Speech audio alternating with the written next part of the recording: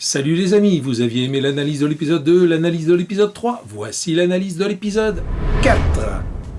L'épisode commence par l'arrestation de Matteo par le Conseil d'Éden. Dans cet épisode, je vais vous parler pas mal d'effets spéciaux et de tracking, mais je fais juste un petit retour sur cette scène en particulier pour vous démontrer par l'image l'importance du repérage et de la préparation. Dans cette scène, Matteo devait bricoler quelque chose. Je lui ai sorti des grandes clés. Je lui ai dit, écoute, on va se mettre à l'endroit où il y a la remorque et tu dévisseras un boulon. Ce que j'aurais dû faire, c'était vérifier que sur les roues de la remorque, il y avait bien des boulons. Parce que regardez bien le résultat. J'avoue, si on s'attarde un peu, c'est un peu ridicule. Bref, je vous parle d'effets spéciaux, je vous parle de tracking et je vous parle aujourd'hui de climat et d'orage. Il se trouve que la scène suivante va être tournée un jour de pluie. Et ça, c'est vraiment indépendant de notre volonté. On n'avait pas le choix, ce jour-là, il pleuvait, on avait prévu de tourner, on ne pouvait pas tourner un autre jour, on a tourné ce jour-là. Il a donc fallu intégrer cette pluie aux scènes précédentes, histoire que le mauvais temps n'arrive pas comme un cheveu sur la soupe. Si vous avez été attentif à la fin de l'épisode 3, j'avais déjà rajouté un coup de tonnerre pour donner une ambiance à l'orage. Ce qui tombait quand même pas trop mal, puisque nos personnages également étaient dans une situation qui devenait de plus en plus orageuse. Au début de cet épisode, il fallait encore plus insister, histoire que la scène suivante soit raccord avec ce qu'on avait fait avant. Il a donc fallu que je transforme cette scène tournée un jour de beau temps en scène se déroulant à l'approche d'un orage. La première chose que j'ai collectée, ce sont déjà des sons d'orage, de pluie, de tonnerre au loin. Pour ça, j'utilise une banque de sons américaine en ligne et qui est gratuite, qui s'appelle freesound.org. On s'inscrit, on peut télécharger autant qu'on veut. C'est super riche, il y a beaucoup de choses. Bon, la seule contrainte, c'est qu'il faut faire les recherches en anglais. Donc ça, on trouve assez facilement. La deuxième chose à ne pas négliger pour donner cette impression d'orage, c'est le travail de la couleur sur l'image. Ça, c'est des choses qu'on peut travailler directement dans Premiere. Et ensuite, moi, l'intégration du ciel orageux, je l'ai fait dans After Effects. Dans ce plan, on a un léger panoramique. Et donc, il fallait que le ciel suive le mouvement de la caméra, histoire que l'effet soit crédible. Pour ça, on va désigner à la machine des points du décor qu'elle peut suivre, c'est-à-dire des points qui sont contrastés, soit un point blanc sur un environnement sombre, soit un point sombre sur un environnement clair, un point qui reste fixe dans le décor. Évidemment, on ne va pas prendre quelque chose qui bouge, sinon ça va foirer tout le calcul. Ici, par exemple, j'ai choisi un petit morceau d'écorce sur l'arbre. Ensuite, l'image du ciel orageux que j'ai trouvé là aussi sur Internet, dans Google Images, je vais l'incruster à l'arrière du plan en faisant disparaître le ciel et je vais lui demander de suivre le point de tracking. Et on arrive dans un effet qui est quand même tout à fait acceptable. On arrive à la fameuse scène dont je vous parlais tout à l'heure, cette scène qu'on a tournée sous la pluie, et manque de chance, la pluie se voit. La plupart du temps, quand vous tournez sous la pluie, une petite pluie, la pluie, vous ne la voyez pas, à moins qu'elle soit éclairée par l'arrière. Et c'est exactement ce qui se passe sur cette scène-là, puisqu'on est sous un porche, la lumière vient de l'arrière et fait apparaître la pluie et les gouttes sous le porche. Lilou qui joue Maya, on l'avait déjà vu dans le monde d'Angie, et elle nous fait une super prestation dans Eden, on la retrouvera dans la saison 2 avec un rôle beaucoup plus important. À noter, je vous avais parlé de la règle des 180 sur l'épisode 2. Ici, on a eu aussi une erreur de 180 qui a été résolue d'une autre façon. Ce plan-là, je l'ai tout simplement inversé par un effet miroir. Alors j'ai pu le faire parce que Maya, le spectateur, ne l'avait pas encore trop vu, donc on ne l'avait pas encore trop en tête, et son costume et son maquillage pouvaient jouer la symétrie. Ce qu'on ne pouvait absolument pas faire avec Artemis à cause du maquillage ou avec Alice à cause de la mèche de cheveux. Maya prend alors Nora par la main et l'emmène voir Petite Princesse. Petite Princesse, c'est Lucie, qui est jouée par Julie, qu'on va retrouver également dans la saison 2, avec également aussi un rôle beaucoup plus important. Julie, qui joue Lucie, c'est une petite que j'avais dans ma classe au moment du tournage, très scolaire, très appliquée, très calme, Et je ne savais pas trop ce qu'elle donnerait devant une caméra. Ce que je craignais surtout avec Julie, c'est qu'elle se bloque. Du coup, je me suis dit, on va commencer par faire le gros plan. Je dis comme ça, même si après ça va pas bien, on aura au moins le plan sur son visage, le plan qui va marquer le spectateur. Donc on s'installe, elle sait son texte nickel, hein, c'est normal, elle a tout appris, et on lance, première prise, et on a ça.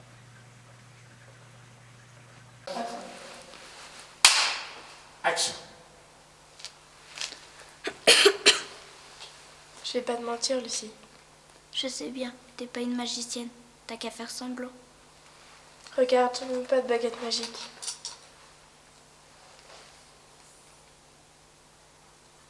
Tu vas guérir, Lucie. Tu crois? Lucie, elle n'existait pas. Et là, tac, ça y est, elle est devant toi, elle nous a fait une prestation de fou, quoi. Vraiment une des révélations de la série, Julie.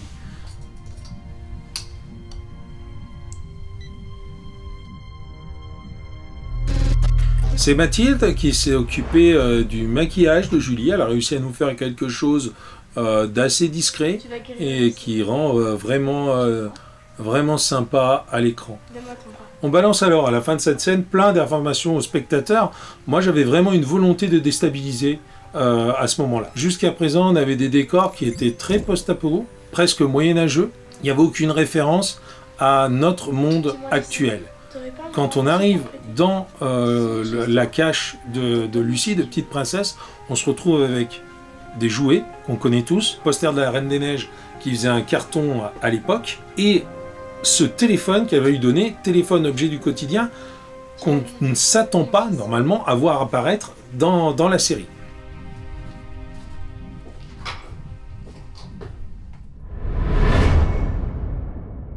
Nora se retrouve donc avec le téléphone, arrivée d'Alice qui lui apprend que Matteo a été arrêté par les membres du conseil. Et à la grande surprise ou pas de Nora, elle s'aperçoit que Alice sait très bien comment fonctionne le téléphone et ce qu'elle devait trouver.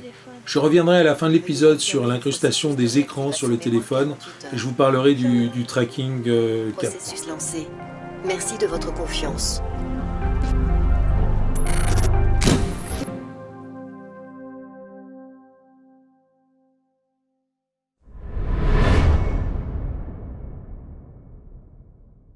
Quand j'avais écrit la série, je pensais faire 16 épisodes de 5 minutes. Mais il s'est trouvé que ça faisait des épisodes qui étaient trop déséquilibrés. Je les ai donc groupés par deux, et ça devait forcément être compliqué sur un groupement. Ça aurait été vraiment bien que ce demi-épisode soit le départ d'un nouveau vrai épisode. Mais bon voilà, c'est comme ça. On revient donc 48 heures en arrière et on va enfin savoir ce qui est arrivé à Nora. On découvrira à partir de maintenant tous les flashbacks qu'on a vus en gris un peu glitchés. On va les voir apparaître dans cette partie et vont prendre leur sens. Quand j'ai écrit le personnage de Nora, pour moi ce qu'on devait traiter avec elle, c'est la sortie de l'adolescence. De la même manière que le personnage d'Epona dans la saison 2 traite de la sortie de l'enfance. On vient de quitter une Nora presque adulte, on va dire, avec une quête, avec plein de choses à gérer, des problèmes, s'occuper des autres. Et on la trouve 48 heures avant, épanouie, bien dans ses baskets, pensant à se faire mignonne, avant d'aller rencontrer Matteo.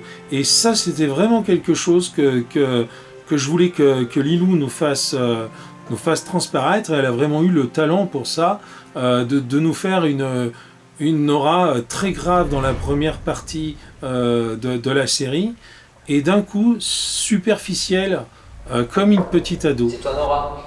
Oui, tu voulais me voir? Oui, assieds-toi. Elle arrive donc toute guillerette pour rencontrer Matteo, et là c'est la douche froide parce qu'elle découvre un personnage peut-être qu'elle n'imaginait pas comme ça, c'est-à-dire qu'il lui a menti, qu'il lui a ouvert son courrier. Et je crois que Nora se rend compte assez rapidement que Matteo la manipule et qu'elle ne le mettra jamais sur un piédestal comme l'a fait Gaïa. Alors au moment où Lilou prend le téléphone, je ne sais pas si vous avez vu, elle s'en sert comme un miroir. C'est un petit truc qu'elle a fait sans que je lui demande et j'ai trouvé ça super sympa. Elle prend ce téléphone, elle se regarde dedans. C'est le fameux miroir magique. Elle le donnera ensuite à Lucie en lui disant que c'est un miroir magique et c'est également le message qu'elle laissera à Anna.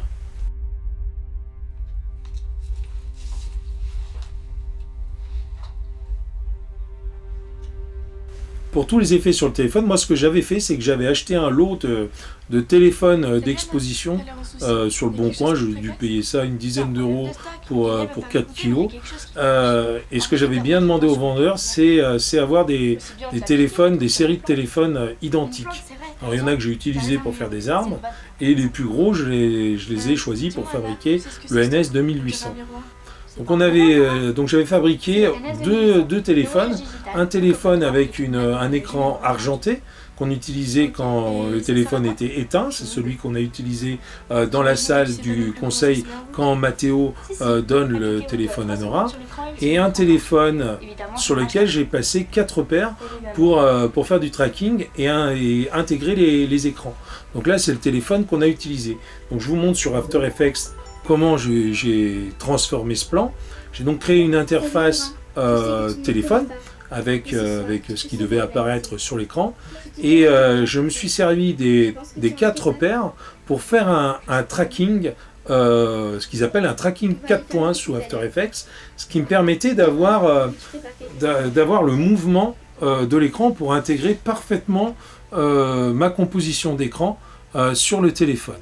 Lorsque Nora appuie sur l'écran, là j'ai fait un détourage du pouce, un détourage en fait par lumière, c'est-à-dire que j'ai fait disparaître ce qui était noir puisque le fond du téléphone était noir. Donc j'ai le plan du téléphone avec les repères sur lequel j'ai fait le tracking, donc c'est le plan d'origine, l'écran du téléphone que j'intègre sur le téléphone grâce au point de tracking, et un morceau du plan d'origine qui a été détouré au niveau du pouce pour que le pouce de Nora puisse passer par-dessus l'écran, qu'on ait l'impression qu'elle le manipule.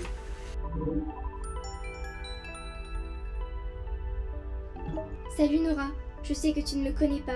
Puisqu'on apprendra à la fin de la série que c'est le clone de Nora de notre monde qui lui a transmis le téléphone, c'est Lilou qui a fait également la voix du personnage qui parle, que j'ai maquillé ensuite tout simplement dans Audacity. Vous trouverez plein de tutos sur le net qui vous expliquent comment faire une voix de robot.